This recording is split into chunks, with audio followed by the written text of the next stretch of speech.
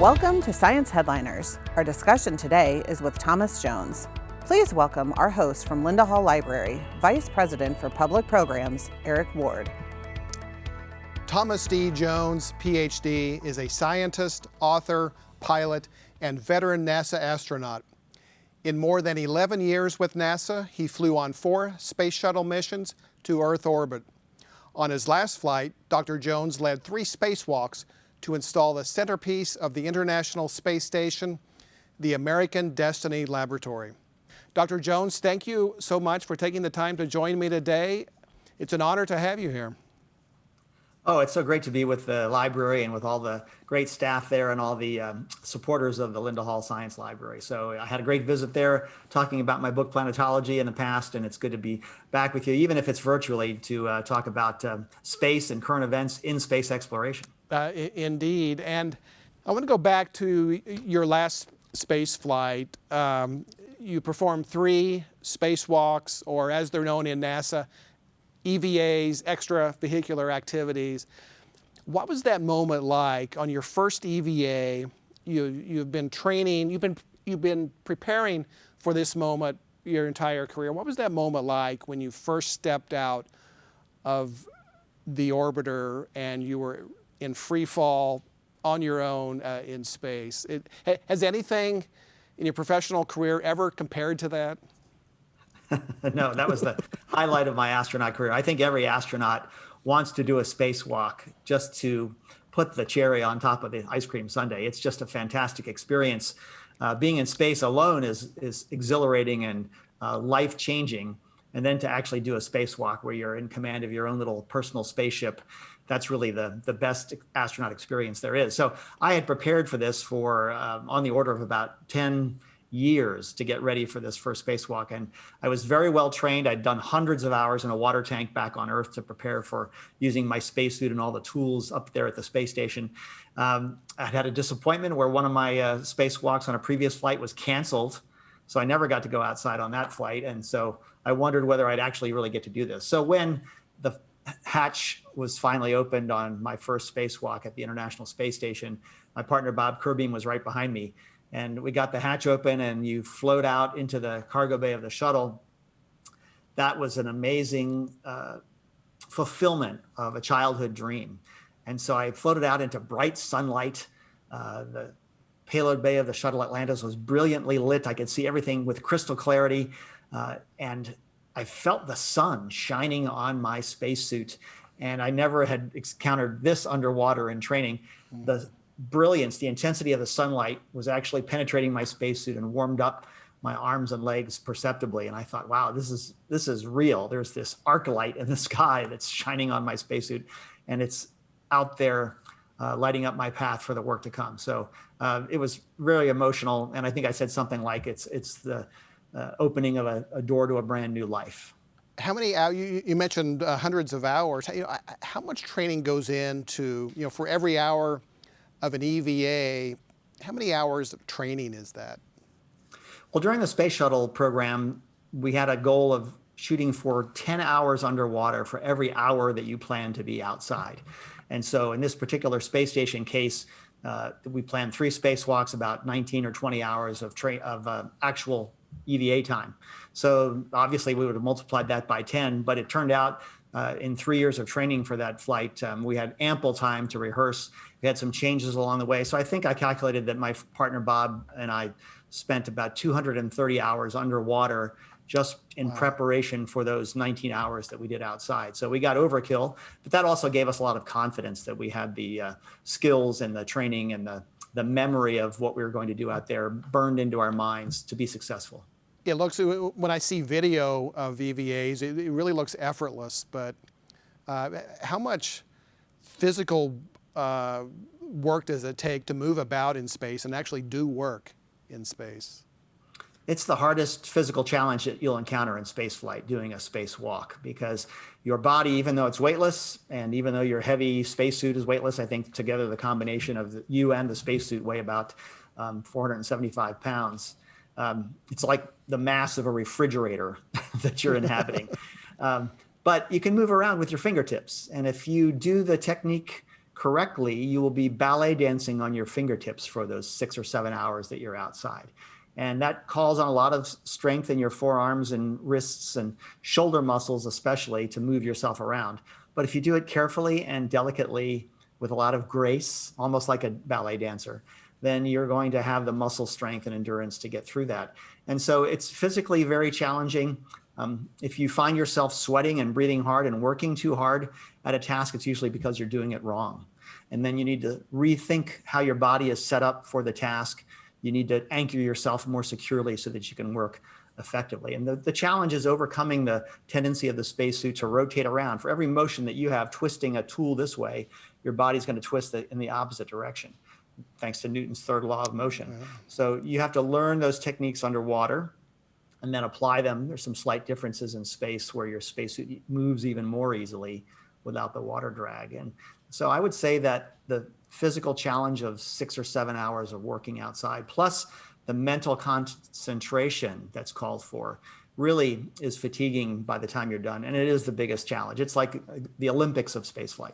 I can imagine.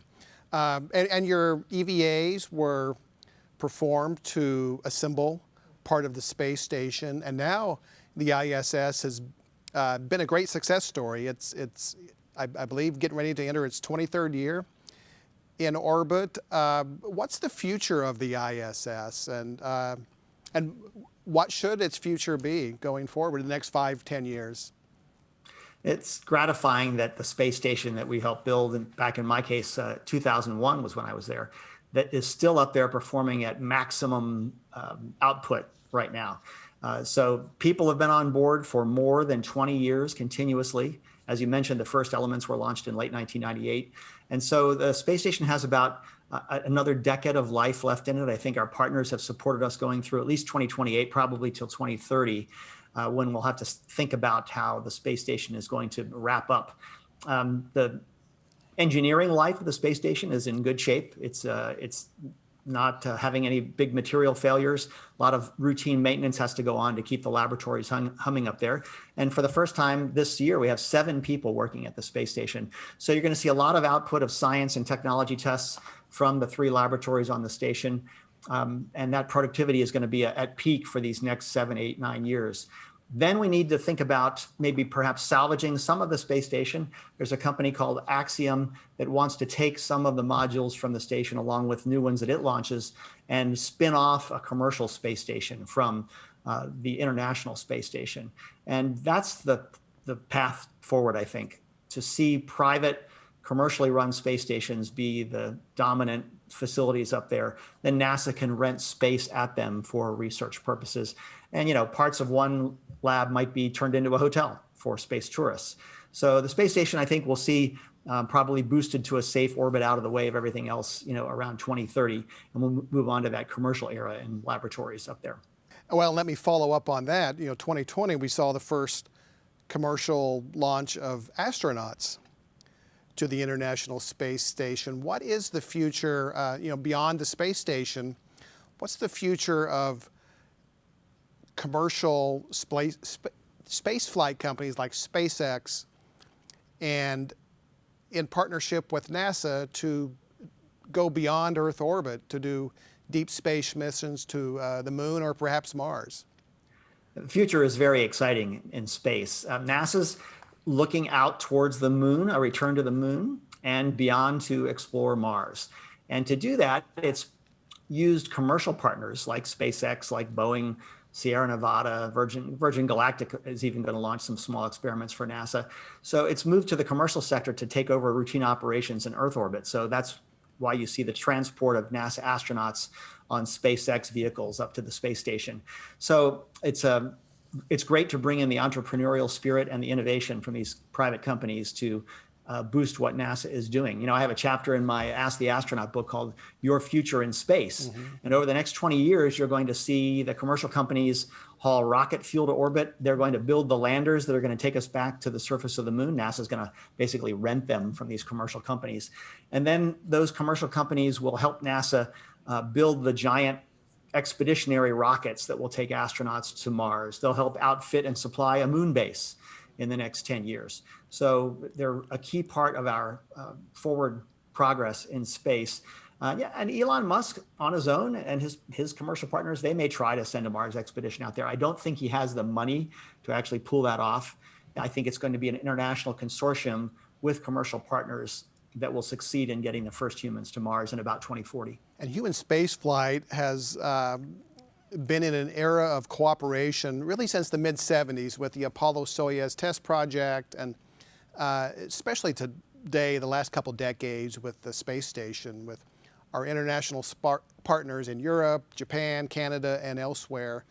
Do you see this international partnership in spaceflight continuing and strengthening for the future? I do. I think the model of the International Space Station has been a great success. We've learned to work with our former Cold War enemies, the Soviet Union, now Russia. They've been solid partners for the 20 years that we've had people on the space station. But here in the 2020s, we're looking at perhaps a change in the picture slightly. NASA has already signed up the major partners for the space station to go back to the moon. So an international lunar village, maybe at the South Pole of the moon, would be led by the US, with Japan and Europe and Canada all participating. But the Russians have not committed yet. And so they've been talking to the Chinese, and we may see a Chinese-Russian partnership to reach the moon around 2030 or beyond, while the US and its partners continue to plan a return to the moon probably in the second half of this decade. So we may see a restructuring of the space station partnership, but international is the only way to go, particularly in going to Mars. The money involved over 10 or 15 years to build a capability to get to and from Mars is going to require international partners to reach that goal. No single nation can do it on its own. You mentioned China, and I was going to ask you about their space program. Has NASA reached out to the Chinese Space Agency to bring them invite them into the space station and some of these international partnerships? Well, I'm not the political expert that I should be, perhaps, but there have been some obstacles with the Chinese and cooperation with the current space station program, for example. The Chinese have a military-run space program, and they've been rapidly moving forward. They've orbited their own astronauts. They've built a small space station and operated that for a year or so. They have plans to build a permanent space station that may become the dominant low Earth orbit research facility after this International Space Station goes away. And then they have plans to send their own astronauts, taikonauts, to the surface of the moon in the 2030s. And because the Chinese program is secret, and we don't have any insight into the technical safety standards of that program, it's very difficult to invite them to collaborate like we do with the Russians on the International Space Station, who opened up their program completely to their partners. So until the Chinese change their policy on that, there's not a way for us to blend our human spaceflight programs. My hope is that with the Chinese robotic ventures to the moon and now trying to reach the surface of Mars, if they share those scientific results with the international science community, that might be the first step to build confidence that they can open up their program for larger cooperation. I'm going to go back and shift gears a bit and ask you about your career. And this question is maybe geared toward the young viewers out there. What advice would you give a young person who aspires to be an astronaut? Well, it's very exciting to contemplate a career in astronautics, whether you're designing spaceships or building the experiments for them or actually flying those spaceships. The advice I would give is if that's your goal, to fly in space someday, you're going to have some great opportunities. NASA has a core of discovery, a core of explorers that will be going back to the moon and then going on to Mars with our partners. There are also going to be private sector astronauts that will be running research labs and industrial manufacturing facilities in Earth orbit, and even hosting space tourists up there. So there's going to be a wide range of jobs and skills that are required up there. So the keys are, when you're in elementary school and middle school, really sharpen up your ability to do math and science well, get good grades in those subjects, be a good reader, of course, to find out about these careers. And then moving on into your secondary education, you've got to do well in science and math courses. In college, choose a major in engineering or science. Those are the degree programs that will prepare you for a career in spaceflight. And then I would choose a fun career beyond college that you enjoy, but also gives you the skills and experience to qualify you for the NASA program, for example. They require not only a master's degree now to apply, but you also need 3 years of work experience in an aerospace field. So get those qualifications, and then the sky is really not the limit. You can go as far as your dreams can take you. Is it necessary to be a pilot? No, it's not, but it is necessary to be willing to put in some hard work. You're going to be disappointed along the way. You're going to fail, but hard work and perseverance, the name of the new NASA rover on Mars, determination, persistence, perseverance is what brings you success eventually. And I had many disappointments along the way to my space flight career and opportunities that I had to overcome. And each failure taught me something. And then I had the encouragement of my coworkers and teachers and mentors to help me pick myself back up, sight in on my goal again, and then start to move forward with a new opportunity. Yeah, you had applied twice earlier before you were selected as an astronaut, correct? I was an applicant to NASA in the 1980s, and I applied twice. First time was right after the Challenger accident, so NASA wasn't hiring that year, and I was turned down. The second time, I didn't quite have the job experience beyond my doctorate degree that NASA was looking for. But the third time, I'd gotten a job beyond my PhD, and I think that was the right combo, along with my jet flying experience. That was helpful too from the Air Force. But today, you don't have to be a pilot or a test pilot. We do find, though, that once you go into astronaut training, if you haven't flown by yourself already or qualified as a pilot, NASA is going to teach you those skills in aviation, because flying an airplane and making decisions in the air is the best equivalent we have on Earth to actually flying in space. The decisions you make in flying a jet airplane, for example, are life and death decisions. And that's the kind of cool judgment that you have to exercise when you're actually up in space. All right, let me end with 3 quick questions. Just give me kind of the first thought that pops in your head. Do you have a good John Young story? Something memorable about working with John Young? Yes, when I was a new astronaut, John was still in the astronaut office as a technical advisor to the Space Center director in Houston. So we saw him regularly. I flew the Space Shuttle simulator with him, and I'd fly jets with the guy who walked on the moon and was the first to command the Space Shuttle. So think of the conversations. We would be out across West Texas at night looking up at the constellations, and he'd be telling me about the night sky seen from the moon and telling me what it was like to drive the lunar rover on the moon. Fantastic experience. That's cool stuff. Yeah, I'm definitely jealous when I read about some of your interactions with him. All right, question number 2. Give me a taste of your music preferences. What was one of the wake-up songs that either you or your family selected?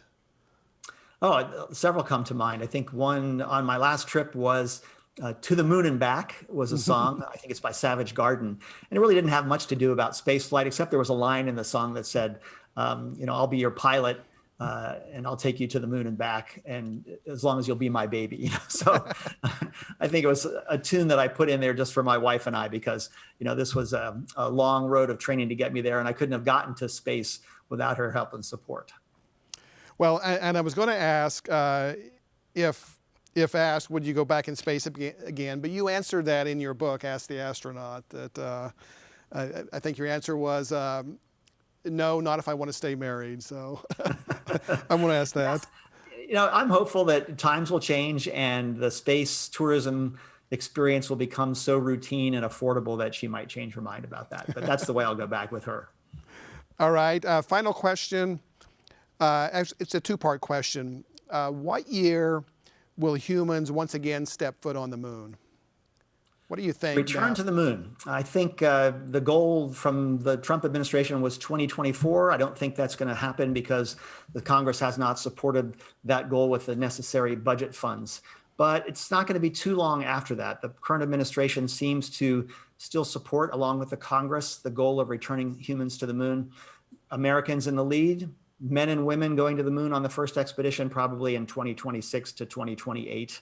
And it depends on the progress of flying our big, giant Space Launch System rocket, the tests of the Orion capsule. But it's going to happen before 2030, and I think sooner rather than later, because we are in competition economically and technologically with the Chinese. I'm not too worried about a conflict with them, but we need to show that we're still the technical leader if our economy is to thrive in the 21st century. What about footprints on Mars? What year will we see that? Closer to 2040, I think the risks of going to Mars are still significant. There's radiation exposure on the way to and from Mars. And to shorten that dangerous radiation exposure, we need to bring into play a nuclear propulsion system for the rockets that are going to carry explorers there. And to develop that technology and then protect the crew effectively, probably deep space flights, maybe to a nearby asteroid in the 2030s, and then maybe around 2040, we actually get down to the surface of Mars. I look forward to seeing that, and I hope it happens. So, Dr. Jones, thank you so much for taking the time to join me today. You're welcome. It's always fun to talk about spaceflight, and I hope that we're reaching some of those people right now in middle school who will be the first humans to walk on Mars. And check them out. Skywalking, Ask the Astronaut, Planetology, and I know you have other books as well. Give us your website. Yes, it's easy. It's www.astronauttomjones.com. AstronautTomJones.com. So check it out. There's a lot of good info there, and you can purchase copies of Dr. Jones' book. So thank you again, and I look forward to chatting about space again sometime soon in the future. With my next book. Thanks a lot, Eric. Yes. Science Headliners has been made possible by the generous donations you make to the Linda Hall Library.